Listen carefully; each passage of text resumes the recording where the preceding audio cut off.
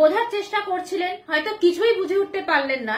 ভিডিওটা একদম এড়িয়ে যাওয়ার চেষ্টা করবেন না। আজকে ট্রেনে অনেক বড়সড় দুর্ঘটনা ঘটেছে অন্যের সাথে। ঠিক এই একই রকম ঘটনা আপনার মা, বোন, দিদি কিংবা আপনার মেয়ের সাথেও ঘটতে পারে। আর আমি আপনাদেরকে পুরো ঘটনাটা বুঝিয়ে বলবো এবং তার সাথে সাথে পুরো ঘটনাটাও আপনাদেরকে দেখাবো। ভিডিওটা যাতে জায়গা মতো পৌঁছায় সেই জন্য ভিডিওতে একটা লাইক করতে ভুলবেন না। আর কমেন্ট সেকশনে এসে আপনার মতামত জানাতে অবশ্যই ভুলবেন না। যথাযথভাবে ভিডিওটা শেয়ার করার চেষ্টা করবেন। সাথে সাথে কমেন্ট সেকশনে #ইস্টার্ন রেলওয়ে অবশ্যই লিখবেন। এই যে ভিডিওটাতে একটা পুরুষ এবং একজন মহিলাকে দেখছেন, এরা রাত 11:30টার সময় সাঁতরাগাছি স্টেশন থেকে পাঁশকুড়া লোকালে ওঠে এবং চলতি ট্রেনের মধ্যে এরা নিজেদের মধ্যে ধস্তাধস্তি করা শুরু করে। এরা দুজনে ঠিক কি কারণে ধস্তাধস্তি করছে সেটা আপনাদেরকে বলছি, কিন্তু তার আগে আমি আপনাদেরকে একটা জিনিস দেখাই। এই ট্রেনটা রাত্রি 11:30টার সময় সাঁতরাগাছি স্টেশন থেকে ছাড়ে।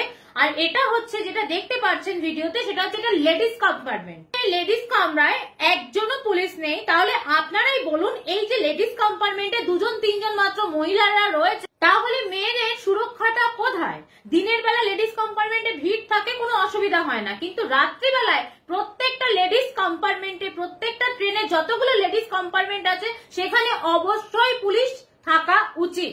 আর আমার এই ভিডিওটা যদি রেলের কোনো উচ্চ পদস্থ আধিকারিক দেখেন, আমি তাহলে তাদেরকে রিকোয়েস্ট করব, আপনারা ইমিডিয়েট রাত্রিবেলা লেডিস কম্পার্টমেন্টে একজন করে পুলিশ রাখুন, যাতে আমার আপনার ঘরের মা, বোন, দিদি কিংবা আপনার মেয়েটি নির্বিঘ্নে নিরাপদে দিনের শেষে বাড়িতে ঢুকতে পারে।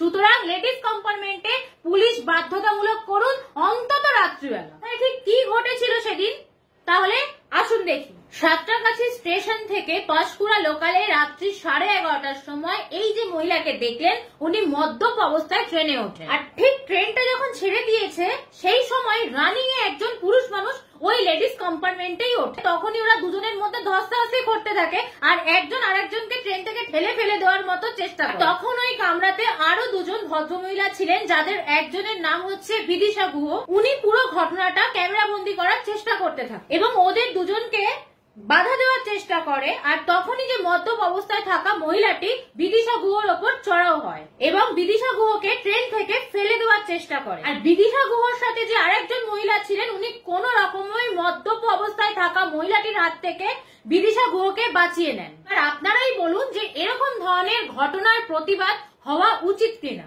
মহিলাদের হয়ে আমি বহুদিন ধরে প্রোটেস্ট করে আসছি, এবারও ভিডিওটা বানালাম, কারণ আমার আপনার ঘরের মেয়ের সুরক্ষার জন্য, যাতে দিনের শেষে আমার আপনার ঘরের মেয়ে, বোনটি, মা, এরা যেন প্রত্যেকে সুরক্ষিতভাবে তার বাড়িতে ফিরতে পারে।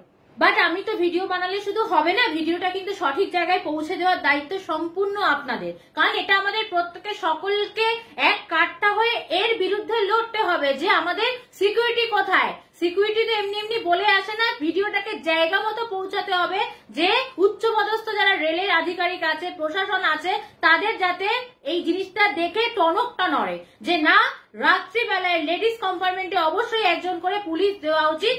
তাহলে খুব শিগগিরই দেখা হচ্ছে নেক্সট কোনো ভিডিওতে। ততক্ষণ পর্যন্ত সজাগ থাকবে, সতর্ক থাকবে। আজকের মতো টাটা।